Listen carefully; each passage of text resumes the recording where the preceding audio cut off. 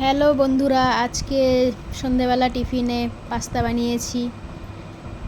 আপনারা কারা কারা পাস্তা পছন্দ করেন তারা বানিয়ে খেতে পারেন। আমাদের তো পাস্তা খুবই ভালো লাগে, ছোট বড় প্রত্যেকেরই একটা প্রিয় খাবার পাস্তা। সন্ধেবেলা কি বানাবো ভাবছিলাম। অন্যদিন তো কোনো দিন রুটি করা হয়, কোনো দিন লুচি করা হয়, কোনো দিন আবার চানা মুড়ি চা এইসব খাওয়া হয়। রোজ রোজ তো এক খাবার ভালো লাগে না, তাই ভাবছিলাম কি করা যায়।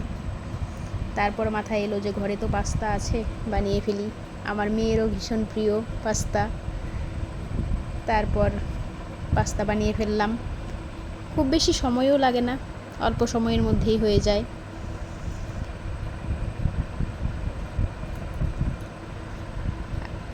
আপনারাও বানিয়ে খেয়ে দেখবেন, আমি যেভাবে বানালাম সেভাবে। দেখুন কত সুন্দর কালারটা হয়েছে, দেখতে কি দারুণ লাগছে।